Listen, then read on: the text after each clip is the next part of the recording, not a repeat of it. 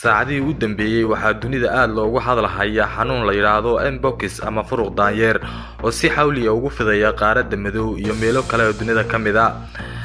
cudurkan sida culimada caafimaadku sheegayso calaamadihiisa waxaa kamid ah qandho, finan, madax xanuun, murqo xanuun iyo tamar daro.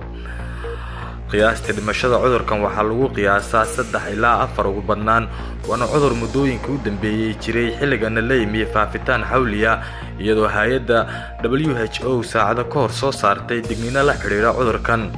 bariga Afrika waxaa la sheegayaa in dalka Kenya lagu arkay qofkii ugu horeeyay, taasi oo ka dhigan in dalka ku yaala mandiqadan marka horeba adeegsigiisa caafimaadka ay tabcaan ahaayeen ay soo wajahayaan khatar caafimaad oo aan la xamili kareynin.